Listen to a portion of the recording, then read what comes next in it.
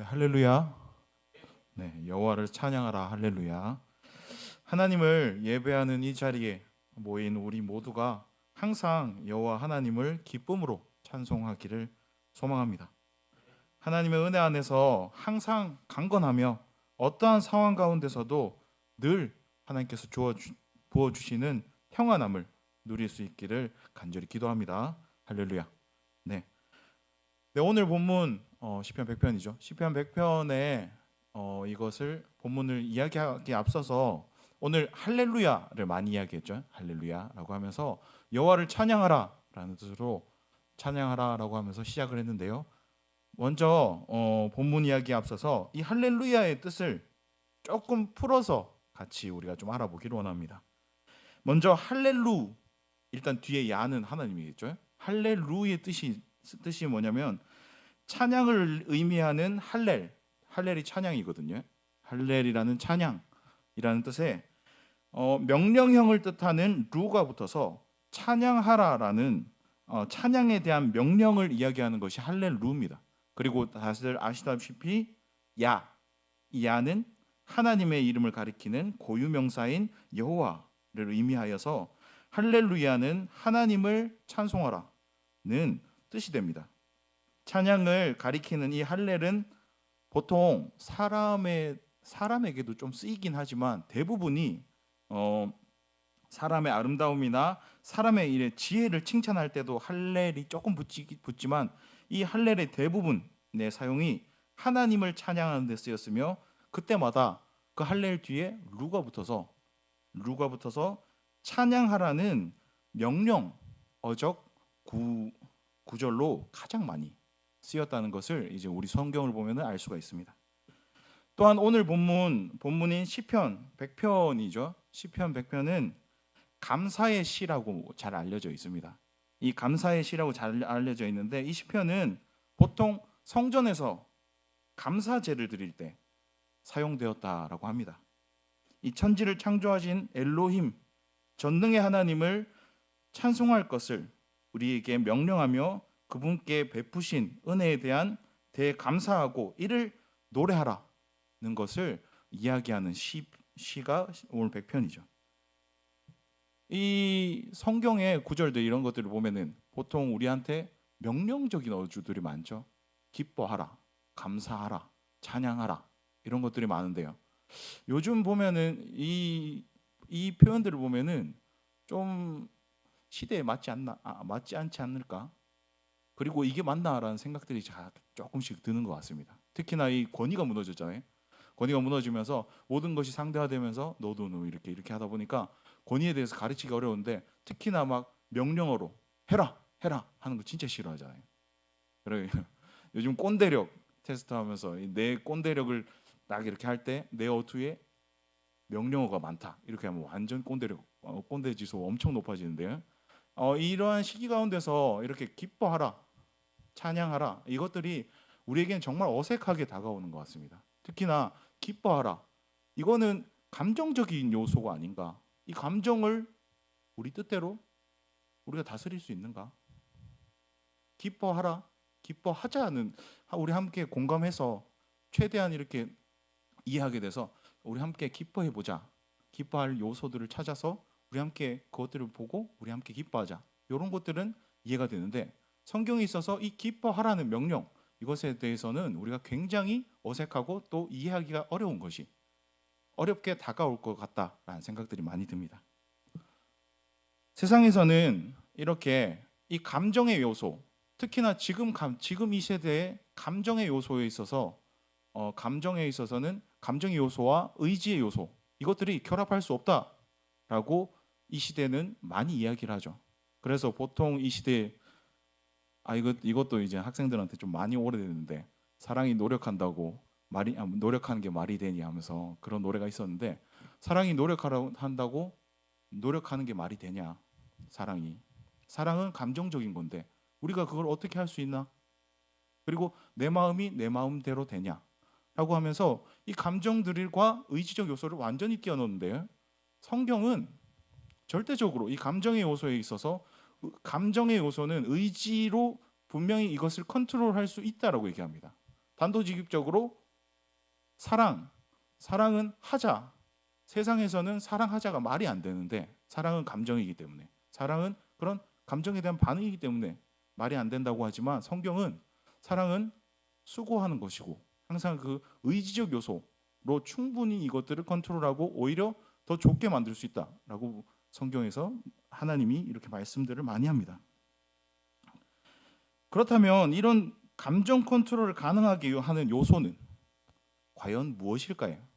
오늘 본문에 있어서 오늘 본문이 잘 드러내 주는데요. 이것은 하나님을 믿는 믿음이 가능하게 한다.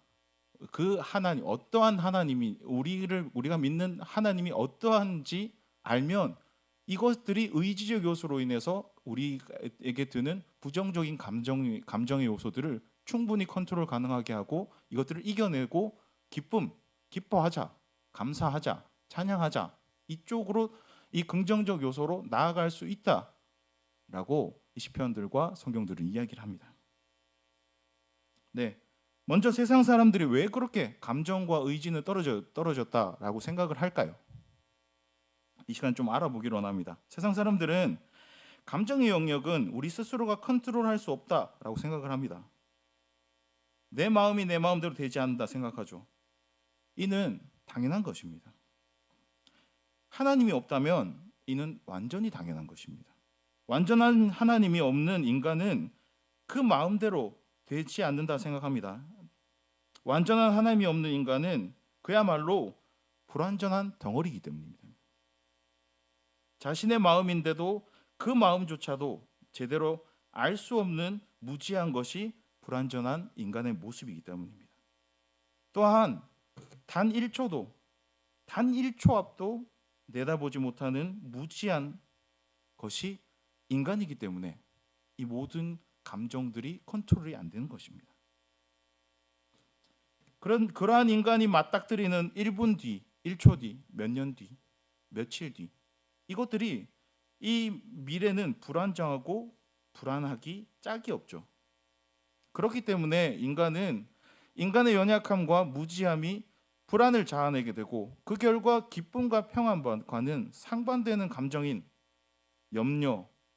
염려와 걱정 그리고 슬픔 이런 감정들이 만들어지는 것입니다. 그래서 이 감정들이 지배적으로 작용해서 기쁨과 이런 평안 이것과 대립이 되는 것이죠. 이 대립되는 두 감정을 제대로 파악할 수 없는 것도 파악하는 것도 인간은 자신의 힘으로는 불가능하기 때문에 이러한 감정들을 컨트롤할 수 없는 것이 하나님을 모르는 하나님이 없는 인간의 현실입니다. 게다가 이 기쁨과 불안의 상반된 감정 중에서 인간이 더 민감하게 반응하는 것은 어떤 감정일까요? 참 불행하게도 기쁨과 평안보다는 인간은 불안과 걱정 여기에 민감한 것이 사실입니다. 사실상 기쁨보다는 항상 불안과 염려로 살아가는 것이 하나님 없는 세상을 살아가는 인간의 숙명이라는 것입니다. 인간은 여기서 한번 물어보겠습니다. 인간은 과연 행복한 존재일까요? 행복하십니까? 행복하세요? 그러면 불행한 존재일까요? 심리학적으로 이게 답이 나와 있더라고요. 저도 몰랐는데 인간은 불행한 존재인가 행복한 존재인가? 심리학적으로 인간은 불행한 존재라고 합니다. 왜냐하면 인간은 언제 닥칠지 모르는 죽음의 두려움에 무의식적으로 사로잡혀 있기 때문에 본능적으로 위험적인 요소들을 주목하여 살아가기 때문에 불행한 존재라고 합니다. 계속 그렇기 때문에 주어진 좋은 상황과 그런 상황에 집중하기보다도 하나의 위험인자, 터지지도 모르는 위험의 씨앗들 여기에 계속 집중해서 살아가기 때문에 불행한 존재라고 이야기를 합니다. 단적인 예로 사람은 자신이 사랑받는 것에는 위협을 느끼지 않기 때문에 사랑에는 굉장히 자기를 사랑해주고 챙겨주고 이런 것에는 굉장히 둔감하지만 자신을 미워하는 것, 자신 조금만 이렇게 자신이 눈치밥 주고 이런 것들은 굉장히 민감하게 작용하는 것이 이런 것의 단적인 예라고 이야기를 합니다. 이렇게 감정 컨트롤이 불가능한 항상 부정적인 감정에 잡혀 있는 인간의 이 문제, 인간의 이것들은 이 세 가지 문제를 해결하게 되면 이것들이 해결이 가능이 됩니다.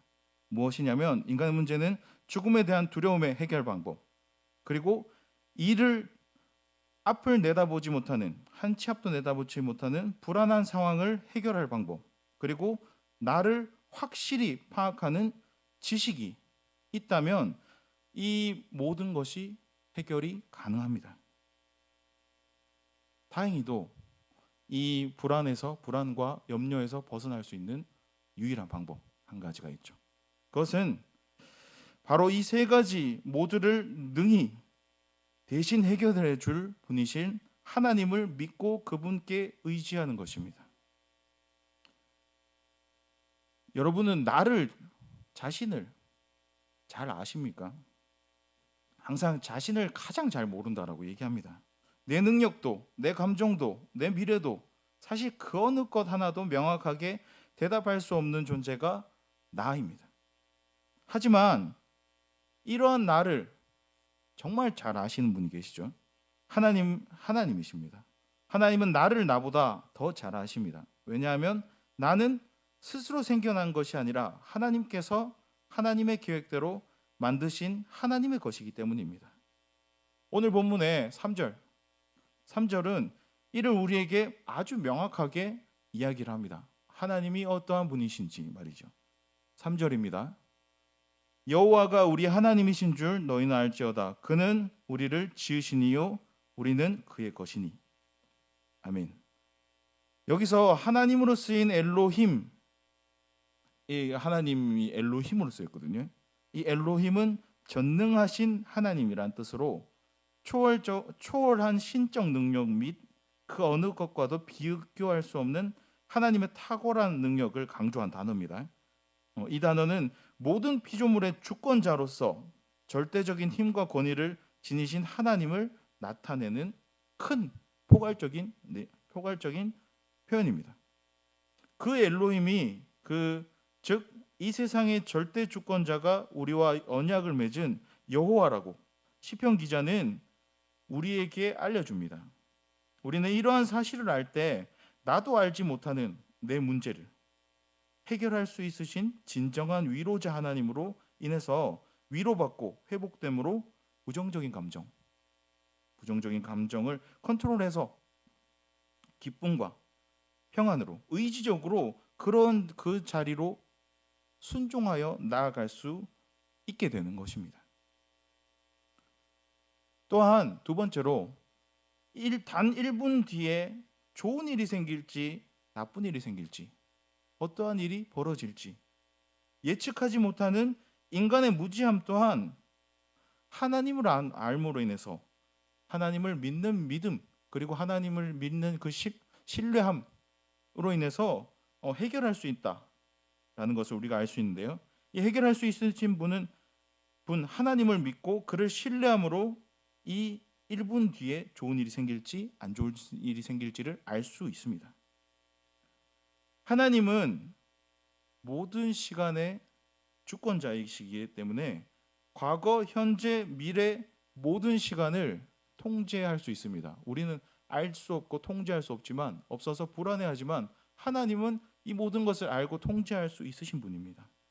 실제로 모든 시간은 그분의 통제 하에 흘러가죠.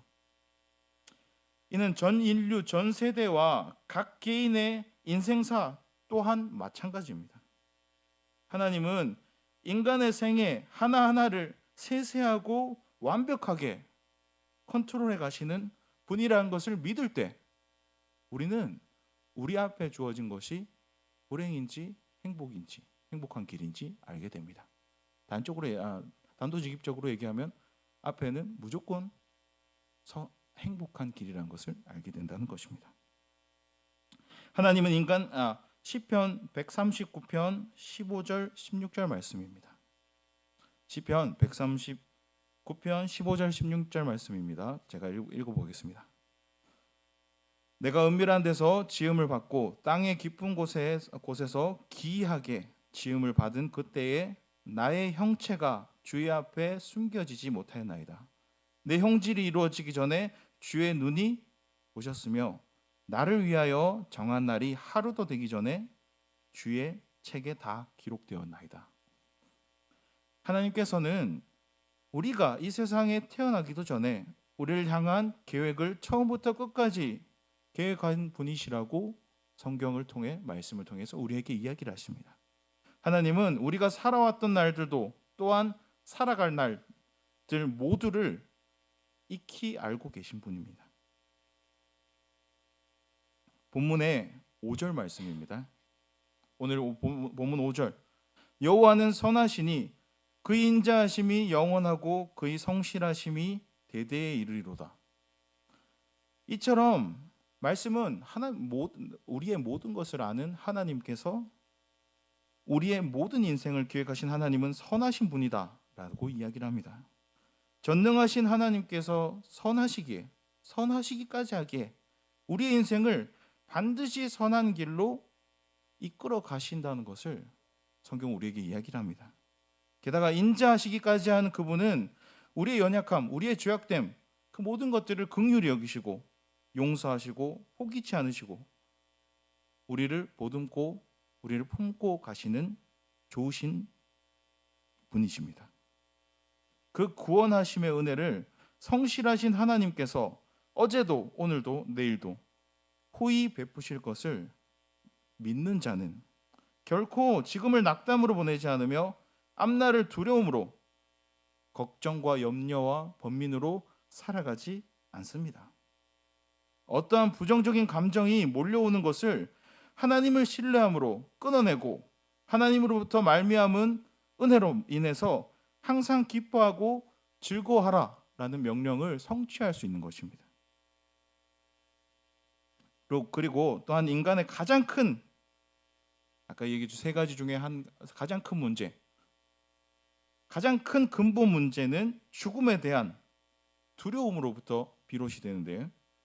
이 모든 부정적 감정들이 사실은 이 죽음으로부터 비롯된다는 것을 우리가 기억했으면 좋겠습니다. 그리고 또한 익히 아시다시피 우리에게 주어진 이 문제, 이 죽음의 문제 또한 하나님께서 능히 해결해 주실 수 있는 분이라는 것을 이 시간 기억하길 바랍니다. 하나님께서 생명의 주관자이시라는 것은 다들 알고 계시죠. 그리고 믿고 계시죠. 이 하나님께서 생명의 주관자이시며 영생을 수여하실 수 있는 유일한 분이시기 때문에 우리는 그것으로 인해서 안식을 할 수 있습니다. 하나님이 주시는 생명의 꼴은 우리를 영생으로 이끌며 그분의 보호 아래서 우리는 영원한 쉼과 안식을 누릴 수 있다. 이것을 믿는 믿음은 우리를 낙심과 낙담, 염려와 걱정 이 모든 감정에서 벗어나게 하고 결국은 하나님께서 찬양하라, 기뻐하라 라는 명령을 순종할 수 있게 합니다. 목자 잃고 기진하여 죽어가는 불쌍한 양에게 생명의 꼴이 가득한 쉴만한 물가로 이끄시는 진정한 목자가 우리 하나님이시다 라고 오늘 본문은 이야기를 합니다. 이를 믿고 그분께 의지하는 자는 영생을 얻으며 영생토록 평안과 안식을 얻으며 지금도 그리고 내일도 1분 뒤도 내일도 내년도 계속해서 이 모든 평안함을 누릴 수 있는 것입니다. 그 어떤 상황이 오더라도 목자 대신 하나님께서 이를 해결해 주심을 믿기 때문에 실제로 하나님께서 그렇게 해 주시기 때문에 우리는 늘 평안과 기쁨 속에 거할 수 있게 되는 것입니다. 그래서 이 하나님을 제대로 알고 이 하나님을 믿고 신뢰할 때 우리는 이 명령이 당연하게 다가오는 것이고 당연하게 이를 순종하며 받아들일 수 있는 것입니다. 그렇다면 앞서 살펴봤듯이 마지막으로 앞서 보았듯이 상반된 감정들, 두려움, 염려, 걱정, 불안, 슬픔과 평안, 만족, 안정, 기쁨은 인간이 닥친 상황에 대한 반응이 아니라 하나님을 신뢰하는가, 신뢰하지 못하는가에 따르는 믿음의 결과물임을 우리가 이 시간 기억했으면 좋겠습니다. 맞닥뜨린 상황을 그리고 맞닥뜨릴 상황을 믿음의 눈으로 바라보고 안식할 수 있는가? 선하시고 신실하시며 성실하신 하나님, 실수가 없으신 하나님께서 어제도 오늘도 내일도 나를 눈동자와 같이 보호하시고 능히 구원하시며 가장 선하신 길로 이끌고 계시며 이끌어 가실 것을 믿는가 믿지 않는가에 대한 상반적 반응에 대한 감정의 결과물이 이러하다는 것이죠.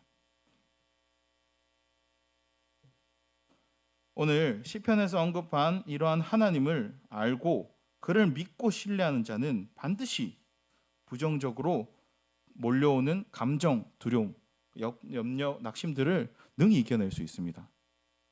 아니, 정확하게 얘기하면 하나님을 믿는 자에게 이러한 감정은 하나님에 대한 불신과 불만이라는 것을 깨닫고 즉각 그 자리에서 회개하여 기뻐하라, 감사하라는 명령을 받고 이에 당연하게 순종할 것입니다. 고난과 역경 속에서 그래도 좋은 일들에 집중해보자.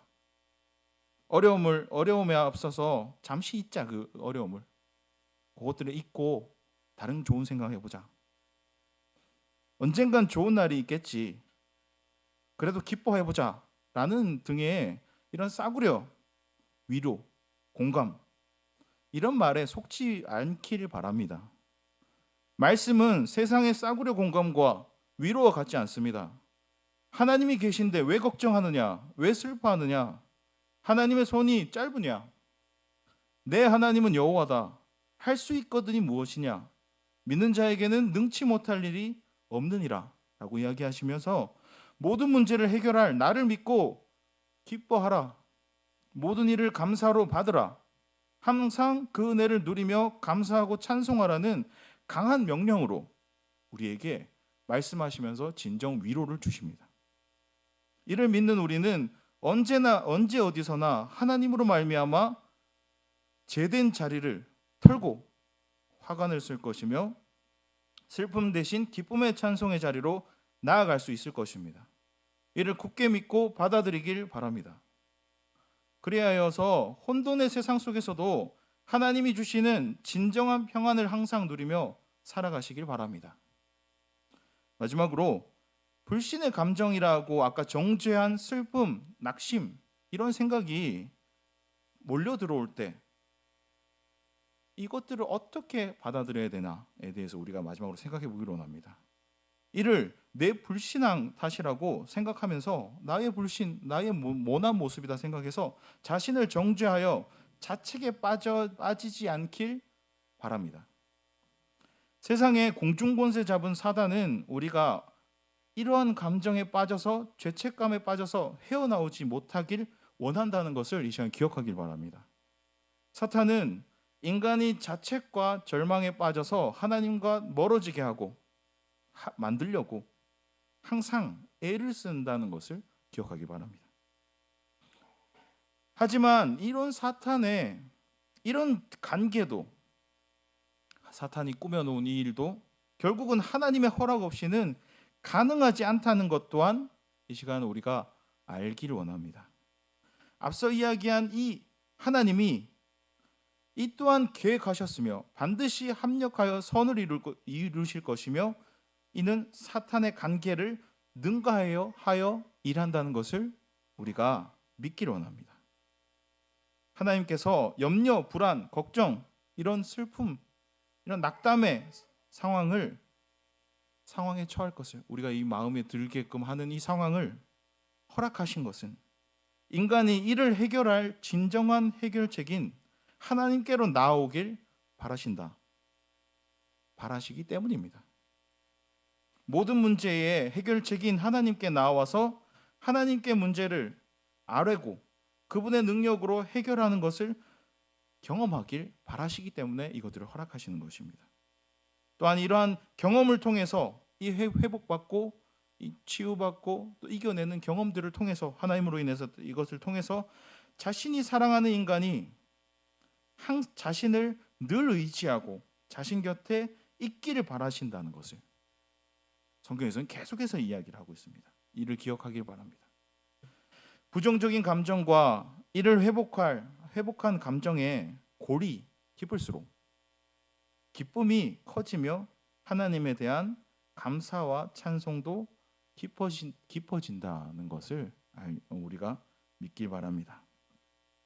하나님은 이를 원하시기 때문에 우리에게 지금의 상황을 허락하셨음을 믿음으로 받아들이기 바랍니다.